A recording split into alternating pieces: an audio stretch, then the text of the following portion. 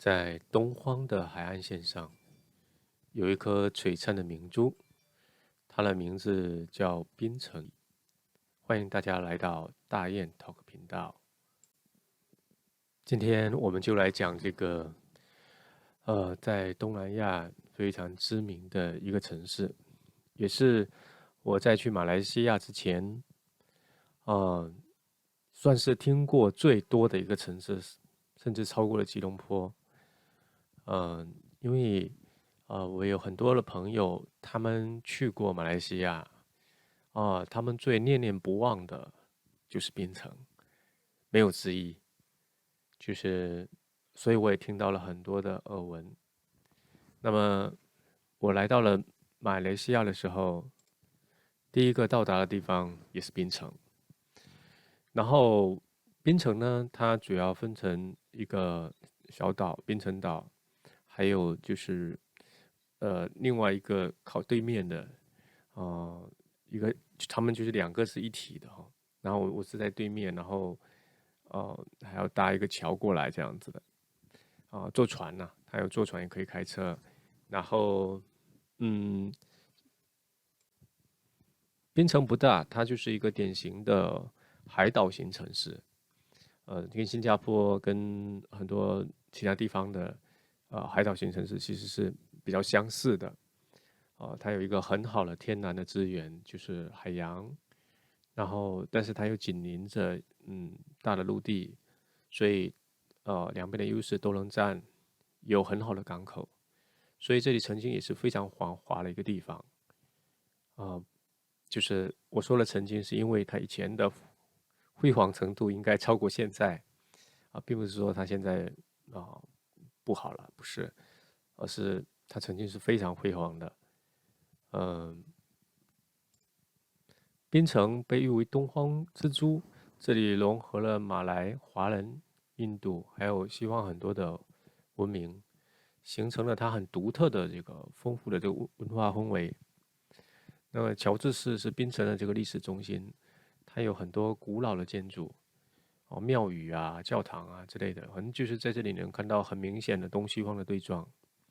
我住在这个乔治市算是比较中心的地方，他们大部分是类似于这种南洋的这种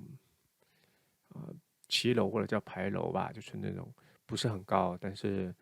挺有历史感的这样的建筑。然后色彩呢也是比较鲜艳就是你可以看到那些红色的瓦片，然后各种颜色的这种建筑材料有来自中国南方，比如说福建、广东那一带的那种呃建筑风格吧，然后也能看到南洋的那种比较特别的一些东西，然后也能看到欧式的一些建筑。整体来说，它是一个就是密度很高的一种文化碰撞的地方。所以我觉得槟城还是蛮适合在那里散步的，因为车子也不算多，然后就是整个尺度也还可以，你可以拿个手机导航，可以很轻松的达很多地方。稍微远一点的，你就坐 Grab，然后对，如果你要省时间就坐 Grab。那其他的地方其实你都可以用散步的方式来解决不管去吃的还是去玩。然后我想提一下，就是他们那边有一个很有意思的东西，就是街头壁画，就是你可以在那种巷子啊什么，你可以看到一些壁画，这些壁画也画的蛮有历史感的，也就不是那种很典型的那种西方式的涂鸦，它还是有一些蛮有写实感的，然后蛮有意思的那种。对，我觉得那个你是可以去看一下就是它的这种文化的氛围，这也是海岛型城市的这种文艺气息会比较明显我是这么认为的。然后对你还有吃的美食，嗯，槟城呢，我是吃了蛮多东西的，大部分都是那种街头小吃啦。我觉得到一个地方一定要吃一下它的这些街头小吃，比如说那个炒粿条，然后对烧肉粽，对，但这些跟中国南方好像啊，就是对南方几个省份的这些蛮像的，口味很像。然后但是它会加一些南洋比较特殊的一些香料或者是食材吧，比如说就是椰汁啊什么，就是对，它会加一些就是不一样的东西，毕竟这里它还是有一点不一样，对吧？我觉得夜市啊、嗯，但是我觉得有一点哈，就是槟城的晚上，我觉得它的灯光的这个设施不是非常好特别是一些小巷子啊什么的，就是你要到一个比较出名的一个小吃摊呐、或者是去吃东西的时候，路过的时候，如果你用步行的，我觉得会走过一段不是特别亮的地方哈，反正我感觉也有不是特别安全的感觉不知道是不是错觉哈。然后但整体还是很好，因为他吃的东西，我觉得随便挑小店都有好吃的，这点是真的。就是你只要去的时候看一些店，蛮多人在那里做的我觉得你都可以去吃而且味道啊什么都还蛮不错的。然后至于除了美食，然后建筑，然后就是自然景观吧。自然景观就是这个走槟城山呐、还有海边。我那天去的时候，那海边正在打雷，你知道吗？就是那种巨雷，就是我感觉就那雷真的是超大的，哇，跟炸弹一样的。但是很有意思的是，在不远的地方，因为它没有下雨嘛，然后打雷的时候，哇，好多人依然还在那个海滩上自然的玩，这就是我之前有讲过哈，就是马来西亚人的这种松弛感，从这里也可以体现，就是那雷已经感觉很明显的蹦极的这种感觉哈，然后他们还是在那里玩，一直直到后来雨下来了，就那雨开始暴雨滑下来的时候，他们才走。对，这个还蛮特别的，对，蛮特别的体验。然后，嗯，编程呢，除了这些以外，就是其实它也是有蛮多这个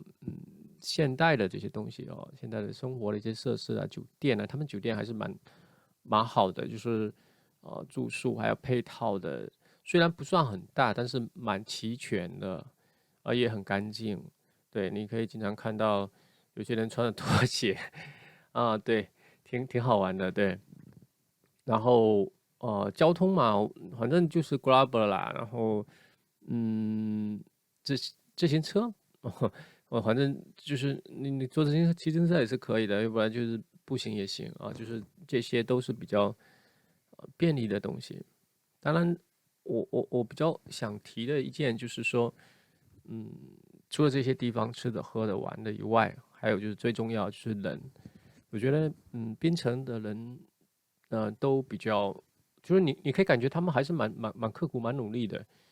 就是你可以看他们写的那种勤劳的那种样子，然后也比较温和，比较热情一些吧，就是不能叫热情，我觉得应该叫还是说友善比较合适，因为那个用词比较标准一些，就是反正你蛮自在的，你跟他们聊天啊、讲话呀，对，他会报以这种淡淡的微笑，然后跟你聊几句这样子的，就是有一定的这种舒适的感觉，就是比较舒适的那种状态。所以我觉得还蛮好的，就是你到一个地方去，除了玩以外，你还是要去接触当地的人，感受一下这里的就是人文的东西。然后呃，我感觉槟城就是我去之前，人家都说这个槟城是华人最多的一个地方，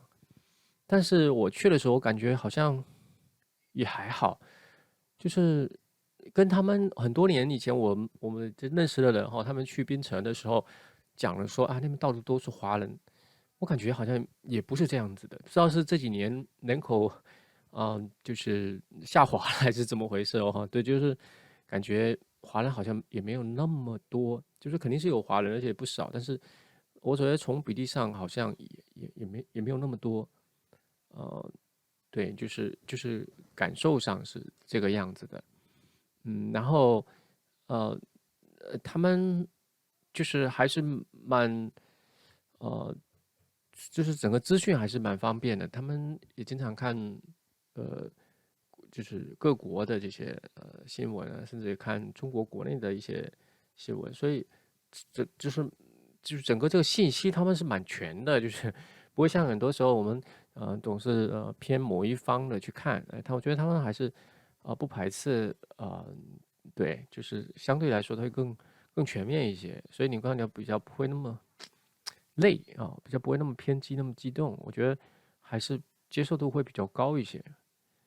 嗯，至于说有人说那个晚上的夜生活酒吧比较热闹，我是有那个路过去看一下，然后但是呃，我当时是一个人去的，所以晚上太晚我也不太敢，因为还是有点陌生呐、然后另外一个就是我刚才说，它那个公共设施，特别是灯光，晚上的灯光，在不是景区的那一段，它还是有点暗，对，然后我不知道我去的那时候是假期还是怎么回事，我感觉槟城人口就是感觉不是很多，然后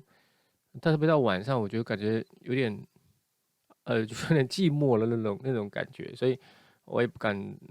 瞎跑。反正到了傍晚的时候，就差不多就收工回家啊，不能叫回家，就是回宾馆啊，就是对休息一下。总的来说，我觉得槟城还是非常棒的，然后我也去了好多很有意思的景点，比如说这个信士桥之类的，看到很多历史的文化的这种痕迹。然后我有认识的2个日本的女孩子，她们也是从日本过来这边玩的。哎，我觉得他们好像很喜欢槟城这个地方。后来我知道好像是这样子，好像日本人特别喜欢来槟城，不知道是什么原因。好，今天就聊到这里，欢迎大家收看订阅，谢谢，再见。